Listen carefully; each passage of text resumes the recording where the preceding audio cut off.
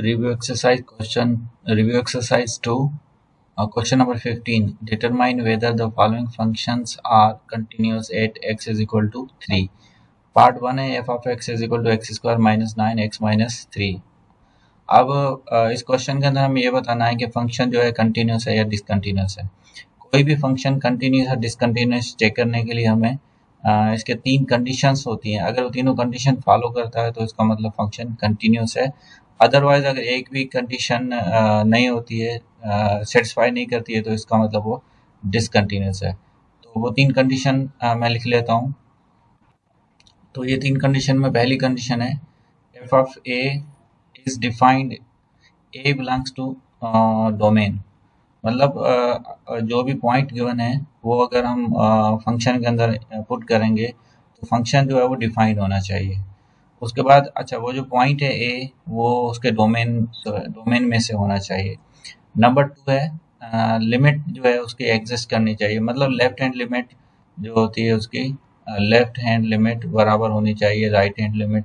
तो इसका मतलब ये होगा कि लिमिट जो है इसकी एग्जिस्ट करती है।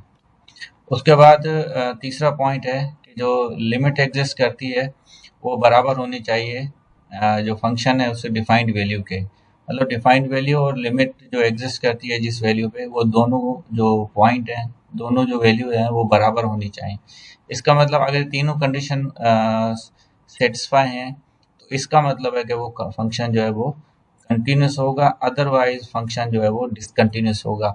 अगर फर्दर हम चेक करते हैं कि फंक्शन जो है वो डिफाइंड है, पहला पॉइंट चेक करते हैं। अगर पहला पॉइंट फेल हो जाता है, अनडिफाइंड आता है, इसका मतलब हम यहीं पे बता देंगे कि फंक्शन जो है वो डिसकंटिन्यूस है। या फिर दूसरे पॉइंट अगर फेल हो जाता है तो हम बोलेंगे फंक्शन के, मतलब कोई भी एक पॉइंट अगर इसमें से फेल होता है तो हम कहेंगे कि फंक्शन जो है वो डिसकंटिन्यूस है। तो सबसे पहले हम चेक करते हैं पॉइंट 1 कि ये फंक्शन जो है वो डिफाइंड है या नहीं है। अब मैंने फंक्शन लिख लिया है।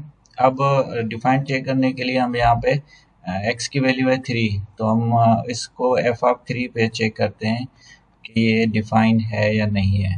f ऑफ 3, x की जगह पे हम 3 पुट करेंगे तो ये हो जाएगा 3 स्क्वायर माइनस 9 अपॉन 3 माइनस 3। तो ये हो जाएगा 3 का स्क्वायर हो जाएगा 9, 9 माइनस 9 अपॉन 3 माइनस 3 0। तो ये बराबर आ रहा है 0/0। मतलब इनडिटरमिनेट फॉर्म आ रही है। इसका मतलब फंक्शन जो है वो अनडिफाइंड है। Since f of a is undefined, therefore f of x is discontinuous.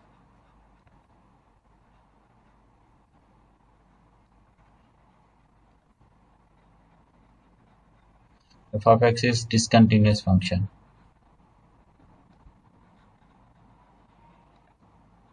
Eight x is equal to 3.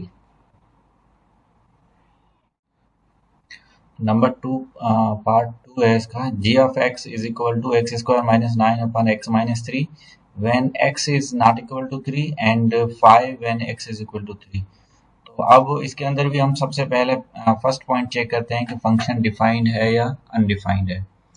तो पहला पॉइंट इसका चेक करते हैं और यहाँ पे पॉइंट है a की वैल्यू है 3, x इज इक्वल टू 3। तो x इज इक्वल टू 3 जो है वहाँ पे मतलब f ऑफ 3 जो है वो यहाँ पे गिवन है 5। तो इसका मतलब कि फंक्शन जो है वो f इज डिफाइंड। मतलब पहला कंडीशन जो है वो सेटिस्फाई है। उसके बाद दूसरी कंडीशन चेक करते हैं कि लिमिट्स एग्जिस्ट करती है या नहीं करती। इसके लिए हम लेफ्ट हैंड लिमिट और राइट हैंड लिमिट लेंगे। तो सबसे पहले हम लेते हैं left hand limit.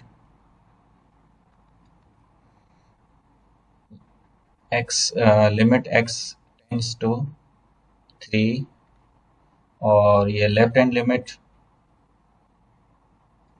f of x, और f ऑफ x हमारे पास है x square minus 9 upon x minus 3। और व्हेन x की वैल्यू जो है वो लेफ्ट हैंड लिमिट की होती है less than x less than 3। और इसी तरीके से फिर राइट हैंड लिमिट में होगा limit x tends to 3 plus, और फंक्शन हमारा सेम है x square minus 9 upon x minus 3। और यहाँ पे x की वैल्यू जो है राइट हैंड लिमिट का मतलब है x की वैल्यू ग्रेटर देन 3 है। अब सबसे पहले अगर हम लिमिट डायरेक्ट अप्लाई करते हैं तो ये 0/0 आ रहा है, मतलब x की वैल्यू अगर हम 3 पुट करेंगे तो 9 माइनस 9 0 हो जाएगा, 0/0 आ रहा है। तो इसका मतलब है हम इसको सबसे पहले इसके फैक्टर निकालेंगे और थोड़ा सिंप्लीफाई करेंगे। तो इसके लिए मैं यहाँ पे रफ काम कर लेता हूँ। ये देखें राइट हैंड साइड पे ये एक्स स्क्वायर माइनस 9 को हम लिखेंगे 3 स्क्वायर अपान एक्स माइनस 3। तो इसके दो फैक्टर आ जाएंगे x माइनस 3 और x प्लस 3 अपान x माइनस 3। x माइनस 3 और x माइनस 3 कैंसिल हो जाएंगे और बाकी हमारे पास जो फंक्शन बचेगा वो बचेगा x प्लस 3। इसका मतलब है कि आफ्टर सिंप्लीफिकेशन हमारा जो फंक्शन बचेगा वो बनेगा limit x tends to 3 minus, और वो फंक्शन बच रहा है x प्लस 3। अब इस तरफ भी हम लिखें, राइट हैंड लिमिट में भी हम लिखेंगे limit x tends to 3 plus, और यहाँ पर भी फंक्शन सेम होगा x प्लस 3। लिमिट अप्लाई करेंगे, अप्लाई लिमिट, तो ये हो जाएगा 3 रखेंगे तो ये हो जाएगा 3 प्लस 3 इज इक्वल टू 6। इसका मतलब है लेफ्ट हैंड लिमिट जो है वो 6 आ रही है, और राइट हैंड लिमिट पर हम ये लिमिट अप्लाई करेंगे तो यहाँ पर भी हो जाएगा 3 प्लस 3 इज इक्वल टू 6। मतलब लेफ्ट और राइट हैंड लिमिट जो है वो दोनों इक्वल है। इसका मतलब लिमिट जो है वो एग्जिस्ट करती है, hence limit x tends to 3 f of x exist.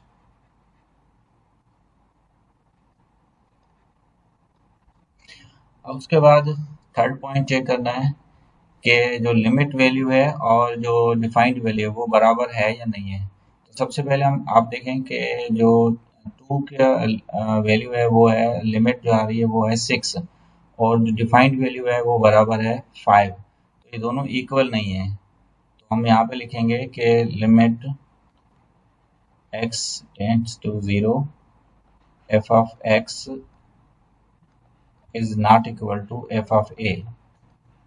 ये दोनों बराबर नहीं है, इसलिए जो फंक्शन है therefore function is discontinuous।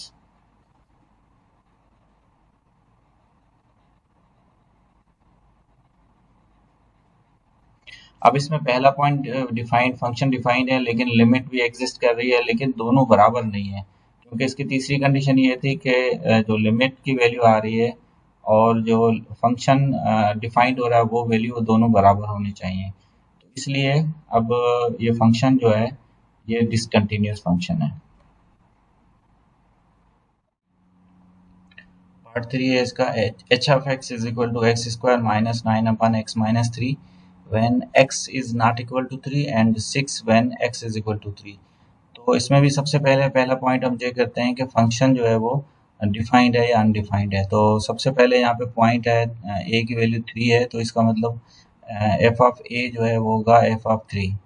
तो f ऑफ 3 यहाँ पे ऑलरेडी गिवन है 6, तो इसका मतलब है कि जो f ऑफ a है वो डिफाइंड है, f of a is defined. Then दूसरा पॉइंट हम चेक करेंगे कि फंक्शन जो है वो उसके लिमिट जो एग्जिस्ट करती है नहीं। इसके लिए हम दोनों लिमिट एक साथ निकाल लेते हैं, limit x tends to 3 minus, ये लेफ्ट हैंड लिमिट होगी। अब फंक्शन वही सेम आ रहा है तो फंक्शन को पहले हम क्या कर लेते हैं, इसको सिंप्लीफाई कर लेते हैं, एक्स स्क्वायर माइनस 9 अपान एक्स माइनस 3। अब अगर इसके अंदर हम 3 पुट करते हैं तो ये अनडिफाइंड हो रहा है, इसके लिए हम इसको सिंप्लीफाई कर लेते हैं। एक्स स्क्वायर माइनस 9 को हम फैक्टर बनाते हैं, x square minus 3 square upon x minus 3, और फर्दर इसके दो फैक्टर हो जाएंगे, एक्स माइनस 3 और एक्स प्लस 3 और अपान एक्स माइनस 3। x माइनस 3 एक फैक्टर कैंसिल हो जाएगा बहुत न्यूमरेटर डिनोमिनेटर से, बाकी बचेगा x प्लस 3। इसका मतलब जो हमारे पास फाइनल फंक्शन बच रहा है वो है x प्लस 3, और क्योंकि लेफ्ट हैंड लिमिट है तो यहाँ पर x की वैल्यू जो है वो लेस देन 3 है। उसके बाद राइट हैंड लिमिट के लिए limit x tends to 3 plus, और यहाँ पर भी फंक्शन जो है वो आफ्टर सिंप्लीफिकेशन आ रहा है x प्लस 3, और यहाँ पर x की वैल्यू जो है वो ग्रेटर देन 3 है। अब हम डायरेक्ट लिमिट अप्लाई करते हैं, तो ये हो जाएगा लिमिट अप्लाई करने के बाद 3 प्लस 3 इज इक्वल टू 6, और इस तरफ भी राइट हैंड लिमिट अप्लाई करते हैं तो ये भी हो जाएगा 3 प्लस 3 इज इक्वल टू 6। अब यहाँ पे लेफ्ट हैंड लिमिट भी 6 है, राइट हैंड लिमिट भी 6 है, तो इसका मतलब है लिमिट एग्जिस्ट करती है। Left hand limit is equal to right hand limit. इसका मतलब है कि limit x tends to 3 f of x is exist.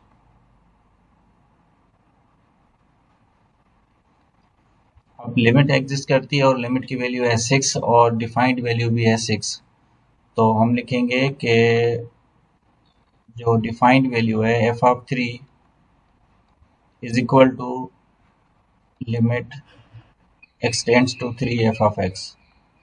मतलब जो अनडिफाइंड वैल्यू है वो भी 6 है और इसकी लिमिट भी 6 आ रही है, दोनों इक्वल है। इसका मतलब ये हुआ कि फंक्शन जो है वो कंटिन्यूस है, हैंस f is continuous।